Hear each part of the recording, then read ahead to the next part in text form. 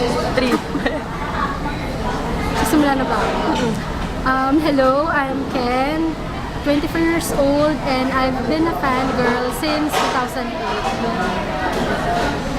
What are the reasons why you become one? Reasons kung ba't ako naging fangirl, dahil sa sister ko, pati kakapanood ng mga movies at saka ng J-drama. Ano naman yung first impression mo sa kanila? Ang cute. Normal, kasi 'di ba, foreigner. Tapos bilang ang girly ng face nila, ayun. Kaya naging Mas mukha pa. mas mukha pa silang mga babae. Kaysa sa'yo. Totoo. As their fangirl, what are the things you've done for them? Syempre, sinuportahan ng pagbili ng mga merchandises nila. Namili ako ng magazines, ng photo books. Ayun, nanonood ako ng mga videos.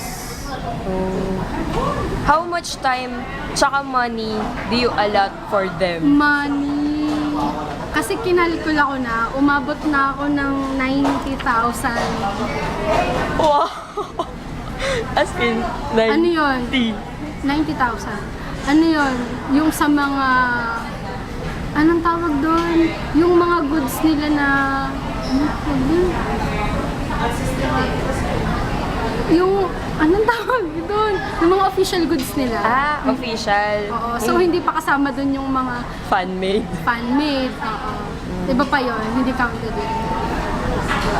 What is, parang, magkwento ka naman ng isang unforgettable fangirl moment mo. Isa, ikaw wala akong maisip. Pero, fangirl moment. Yung first time kong mag-overnight, as in first time, kasama pa mga fangirls. Ayun, nood kami ng concert, kainan, as in food overload talaga yung tiyan namin. Ayun, nood lang ng concert.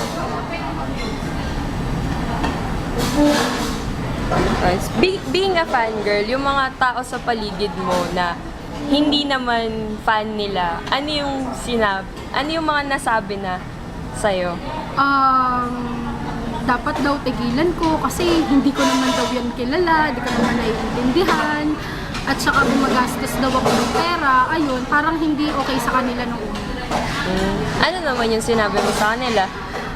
Nung time kasi na yun, student ako. So, hinayaan ko na lang. Pero total, nag-work na ako. Wala na silang sinabi kasi...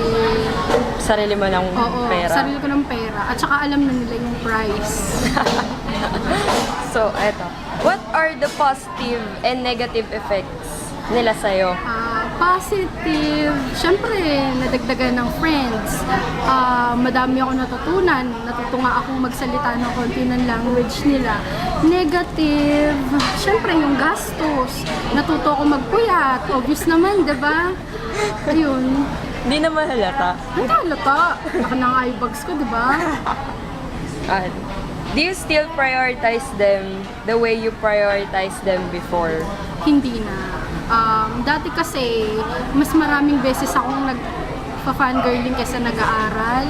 Tapos, isinasabay ko pa nga sa thesis yung pagbabasa ng fanfics, pati panonood.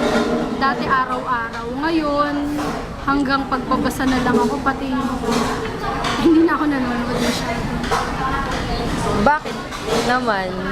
Wala Anong nang nangyari? time. Parang nawala na rin ako ng gana. Napagod ka na ba? Hindi naman. Sa kanila? Yung word na pagod. Kasi, paano ba to? Paborito ko pa rin sila, pero hindi yung gusto ko na munang panoorin sila. Hindi lagi. Dati kasi, kunyari, 24 hours kang mag-stay sa harap ng computer mo panoorin. Ngayon, hindi na. Parang sandali na lang. Nood ka lang ng isang commercial nila, nood ka ng isang video. Ganun na lang. Tapos, kapag inspire, Ay, hindi na palagi. hindi na pala. Since, yun nga, hindi na masyado yung time na naaalat mo sa kanila, in the future, nakikita mo ba na babalik yung dati Oo naman. Parang twice na nga akong nag-lie-low sa kanila eh. Tapos bumalik, tapos ngayon, lie-low pa rin. Pero at least, suportado ko pa rin. Bumibili pa nga ako ng mga magazines eh. Sa ganun ko na lang sila nasasuportahan. So, 90,000 and more. Parang gano'n. Oo. Yung 90,000 na pinumpit ko, yun yung sa huling magazine na binili ko. Yung pinabili ko pa sa'yo. Oh. So, marami na nadagdag dun, di ba? Parang yun yung huli. Yun ba yung huli? Yun yung huli. Ano yung mga sinasabi mo dati na, mga in-order mo pa? Hindi, yun na yung huli. Madami-dami na rin talaga. Ilan ba magazine ko? 92 na magazine na pang JE. Tapos meron ako ibang Japanese magazine. Kasama na dun yung mga singles, calendar. Basta yon, puro J-pop yun. Iba pa yung gamit ko na local, pati Fan-made. What is your definition of a fangirl? fangirl. Naku, fangirl, yung mga babaeng hindi normal. I mean, kinakanta yung mga kanta na hindi naman nila naiintindihan. Di ba ganun yun? Yung mga babae pinag-prepare yung mga idol nila, lalaki sa lalaki. Ano na fangirl? Walang fangirl na hindi ginagawa yun. Can you define yourself as a fangirl? Ay, ba't kasali yan? May tanong bang ganyan kanina? Ayun, yung sinabi ko about fangirl, isa ko sa kanila. Yung mga paborito ko, ginagawa ko silang couple-couple. Imbis na kunyari, ako, pati yung paborito ko, hindi. Yung paborito ko, at saka yung kunyari, ka-close niya. Ayun, yun yung mag-jowa for me. Tapos, ayun, yung So, mas pipiliin mo kung makatuluyan niya yung bandmate niya kaysa sa ibang babae. oo naman. May mga suicidal thoughts ka na ba? I mean, nangyari Ako na sa... naman. Wala pa oo. naman. Ano lang, naiyak lang ako nung nagpakulot dati si Daiki. Pero hindi ko naman isip magpakamatay. Hindi Hindi pa. Hindi ko naisip yun. Napaka-immoral naman yun. Wow. Hindi ko naisip. Tapos na naman. Nagsisisi ka ba nung naging fangirl ka? Hindi. Masaya kaya. Masaya. Diba? Masaya maging fangirl. Dami mong kalokohan. Oo. Matututo kang maghanap ng pera para ipanggasto sa kanila. Nagkaroon ako ng collection. Ito, last na question. Total, parang gusto mo na matapos yung interview eh. With the new fangirls na parang naipapanganak ngayon, being Papanganak pa lang. or papanganak pa lang. I mean, kasi maraming nako-convert ngayon eh, di ba? Mga,